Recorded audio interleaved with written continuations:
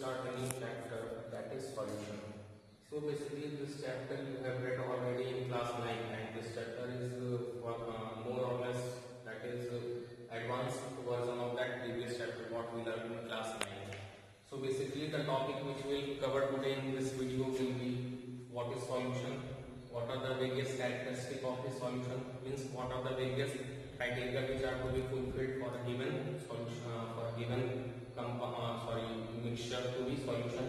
After that, what is solute and what is solvent. Next will be types of solution. After that, we will have a detailed discussion over concentration, and at last we will discuss ways to express concentration, which I have written on my left hand side. These are the various ways in which you can express the concentration of a solution. Now, if we talk about the definition of solution, then basically solution is a type of mixture, and which type of mixture? It is a type of homogeneous mixture. And from the basic definition of homogeneous mixture, we all know that homogeneous mixtures are those mixtures where there are a complete dissolution, or I should say the solute and solvent are dissolved in such a way that they can't be identified or they can't be separated by physical methods. So generally we use chemical methods in order to separate the components of a solution. That's the very basic definition. After that, if we talk about the characteristic means what are the feature or what are the various properties which are associated with solution only. In class 9th we have already discussed about solution, colloids and suspension. So if you remember the characteristic of solution, first of all it is a homogeneous mixture. Secondly, the particle size in case of solution, that is the size of solute in case of solution, is less than 1 nanometer. That's why they are very difficult, means you can't see the solution particles via naked eye. And due to this small size of the particles, they do not show the property of Tyndall effect, that is the scattering of light. And one more thing, since the particle size is very small and also they do not scatter light, therefore they can't be, means if you try to separate the solute and solvent in case of solution, then it is very difficult, or I should say they can't be separated by physical methods. Physical methods means centrifugation, or I should say filtration, decantation, sedimentation. So these processes are not applicable for the separation of solutions. Now coming to the types, solute and solvent. These are the two major components which constitute a solution. Means solute plus solvent gives you solution. So basically if you see, solute plus solvent gives you solution. So these are the two parts of the solution. Solvent is that part that is present in maximum amount, or I should say that part that dissolves the other substances in it. And solute is that part which is present in comparatively lesser quantity, or basically I should say that part that is being dissolved. Means solvent वो part of solution का जिसमें जो दूसरी चीजों को अपने में घोलता है, और solute वो है जिसको हम dissolve कर रहे हैं. जिसमें डिसॉल्व हो रहा है वो सॉल्वेंट है, और जो डिसॉल्व हो रहा है that is called as solute. So solute and solvent if you combine both together then they form solution. For example if we take example of sugar solution. Sugar solution, here you can clearly see that sugar is the solute, and sugar solution means sugar plus water. Sugar plus water. So here water will be our solvent and sugar will be our solute, because we are dissolving sugar in water. Therefore the substance in which we are going to dissolve, that is called as solvent, and you can clearly see that water is present in large amount compared to your sugar. Therefore solvent. And basically one more thing I want to tell you, if you want to define solute and solvent, the basic definition is not means if you say that the compound or the substance which is present in more quantity, that is called as solvent. This is not the actual definition. Actual definition is that the substance which dissolves other substances in it, that is called as solvent. If you say that substance which is present in larger quantity, that is called solvent, and the substance which is present in small quantity, that is called solute. So this is not a correct definition. This is general definition, not accurate definition. Accurate definition is that the substance which dissolve other substances in it, that is called solvent, and the substance which is getting dissolved, that is called a solute. Now basically on that. So basically if we talk about types of solution, then types of solution, they are being classified into three types, that is solid solution, liquid solution or gaseous solution. Now this why we have said this is solid solution, gas solution or liquid solution, it is on the basis of the solvent. Means if the solvent is my gas, then that type of solution will be called as gaseous solution. If my solvent will be liquid, then that type of solutions will be called as liquid solution, and if my solution solvent is solid, then that type of solutions will be called as solid solution. Now coming to the next definition of concentration, if we talk about the examples, I will give you the PDF regarding that types of solution. So we will have a detailed discussion over that. Now coming to the next topic, that is concentration. Concentration is basically the way of expression. It's a simple way of expressing how much solute is present in how much solvent. Means if you dissolve, for example, if you have dissolved 10 grams of sugar in 90 grams of H2, that is water. So concentration is nothing but it is a way of expressing or a way of telling how much solute is present in a given amount of solvent. So basically concentration is a I should say concentration can be defined as the way of expression or way to know how much solute we have dissolved in a given solution, and there are various ways through which we can define the concentration or we can calculate the concentration of a solution. Some are temperature dependent and some are temperature independent, and which I have written on my slide, that the very first is weight by mass by mass, or it is also called as mass percentage. Second is volume by volume percent. Third is mass by volume. Fourth is parts per million. Fifth is mole fraction, and sixth is molarity, and seventh is molarity. Among these ways of expressing concentration, this molarity is of too much importance, is very important, because first of all this will you will use in your further calculation. Above all, means these other techniques are not that much important, but this molarity is very important from your further, or I should say competitive exam point of view or from exam point of view, because this is generally given again and again.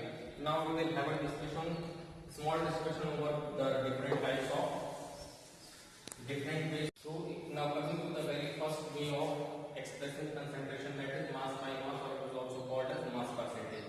Now if, for example, if we take example of 10 gram of sugar, if I have dissolved 10 gram sugar in 90 gram of water, that is the sugar solution, that is sugar is my solute, water is my solvent, and these together, the solute plus solvent can if you come together, or I should say they comprise totally of a solution. Now if you want to express the concentration of my solution, that is concentration of solute in my solution, and that technique if we use is mass by mass, then simply it is defined as the mass of solute. It is defined as this, that is mass by mass way of expressing concentration. It is defined as mass of solute divided by mass of solution. One more thing which you need to keep in mind is that mass of solution means mass of solute plus mass of solvent. Here mass of solute is 10 grams, mass of solvent is 90 grams. That is sugar is 10 grams and 90 grams is water. Therefore, if we express this concentration in terms of mass by mass, then 10 divided by 90%. 90% this is the mass of my solution. 10 grams is the mass of my solute. Therefore, 10 by 100 into 100, that will ultimately lead to 10%. Second is volume by volume. Here also this is very similar to this mass by mass. Simply in place of mass we are using volume. That is volume of solute divided by volume of solution. Volume of solution means you have to add the volume of solute and volume of solvent. That will give you 10 ml divided by 90 ml plus 10 ml and 10 ml into 100. One more thing, I just take an example. It is not necessary that 10 gram of sugar will have a volume of 10 ml or 90 gram of water will have a volume of 90 ml. Just this is for sake of easy calculation I have taken such example. It is not necessary that the value will be similar. Now coming to the third, that is weight by volume. If we discuss about the weight by volume way of expressing concentration, then it is defined as in weight by volume, mass of solute divided by volume of solution in ml. That is, what is the amount of solute that has been dissolved in 100 ml of my solution. So weight by volume, this is simply, it is defined as mass of solute dissolved in given amount, or I should say generally this given amount is per 100 ml. For 100 ml of solution. And don't forget to add the volume of solute as well as volume of solvent, because they together make solution, not a single component. Therefore, in weight by volume way of expressing concentration, it is defined as mass of solute divided by the per 100, means how much solute is dissolved in 100 ml of my solution. That way of expressing concentration is called as weight by volume. Now coming to the next, that is ppm, and it is ppm, the full form is parts per million. Parts per million. So this type of you might have come across this term while going through newspaper when newspaper talks about pollution level. And generally this type of method of expressing concentration is used when the amount of solute is very less compared to the amount of solvent. Means amount of solute dissolved is if the amount of solute dissolved is in trace quantities or in very less quantity or in very small amount compared to the solvent, then in that cases we use parts per million. For example, if we take example of 3 impurities or 3 molecules of impurities present in Avogadro number of solvent. So here you can see that 3, for example, if you take example of our atmospheric pollution, then you know that atmosphere is such a huge, I should say, this comprises of very large or huge amount of other gases. If 3 molecules, this is just example, if 3 molecules are present in 1 mole of O2, then obviously 1 mole means Avogadro number, and Avogadro number is 6.023 into 10 raised to the power 23. That is, 3 molecules is obviously very small quantity in front of 1 mole. Therefore, in that cases, we used to express our concentration in terms of parts per million. We can also convert this parts per million in terms of mass by mass or volume by volume, depending upon the other information that is provided to us. Therefore, parts per million, first of all, you need to keep in mind regarding this way of expressing. This is used for expressing very small, means in this method is used when the amount of solute dissolved is very less compared to the solvent. Now coming to the next, that is mole fraction.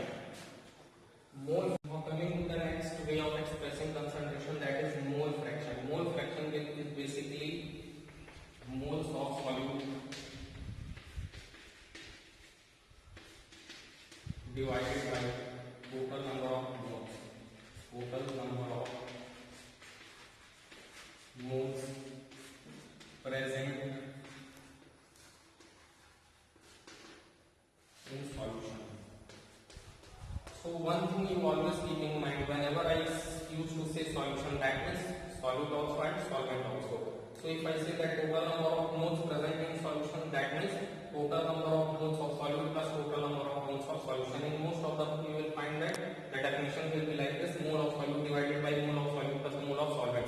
So if you mole of solute and plus mole of solvent, that is nothing but the total number of moles present in solution, and we know that how to calculate mole. Mole means simply given mass divided by molar mass. If I take example of if suppose I have given that 10 gram of, instead grams of glucose in 90 grams of water, and we know that formula of glucose is C6H12O6. Then how you will calculate the mole fraction of this particular solute? First of all, you will find the mole of solute. Mole of solute is nothing but given mass by molar mass. Given mass is how much? 10 grams. This is what we are dissolving in our 90 grams of water. Therefore, moles of solute is given mass divided by molar mass, and molar mass we can calculate easily. That is carbon molecular mass into 6 plus hydrogen molecular mass into 12 plus oxygen into 6. So this, if you calculate finally, whatever will be the molar mass of this C6H12O6 molecule, that is glucose, that will be divided, or I should say given mass means 10 grams. Suppose here if we get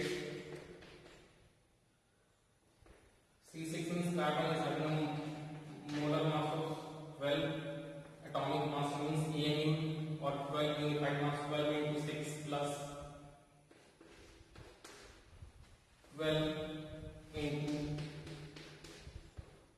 1 plus oxygen is how much?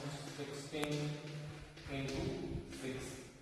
So if you calculate the total value, then this will give you the molar mass of C6H12O6, and after calculating the molar mass, keep it in the denominator, and in the numerator you have to take the given mass. So from that you will get the mole of solute. In a similar way, you have to calculate the number of moles of water, and after calculating the moles of solute and moles of solvent, suppose you get the value such as Xa is the, suppose this is my X suffix A, this is the number of moles of solute, and Xb is the number of moles of solvent. So if we express the concentration in terms of mole fraction, then it will be Xb divided by Xa plus Xb. So this will be our concentration in terms of mole fraction of this given solution. One more thing you keep in mind is that if there are n number of substances which are dissolved in a given solvent, if there are n amount of substances which are dissolved in the given amount of solvent, then sum of all the mole fraction of given solutes will be always equal to 1. For example, here Xa is the mole fraction of solute in a given solvent. If we calculate the mole fraction of this solvent, and that will be Xb divided by Xa plus Xb, and clearly you can see that if we are going to add this, that is the mole fraction of solute, and if we are going to add this, that is the mole fraction of solvent, then obviously Xa divided by Xa plus Xb, Xb divided by Xa plus 1. If you are going to add these two terms, then obviously we are going to get 1. So this is the point which you need to keep in mind. So now coming to the last two methods, way or ways to express concentration. Second last is molarity. Now this molarity is defined as the number of moles of solute and divided by the volume of solution in liter. This I have already told you just now how to calculate the moles of solute. Moles is nothing but given mass divided by the molar mass of given solute divided by the volume of solution in liter. After that, the last is molarity, and here I have put a star mark because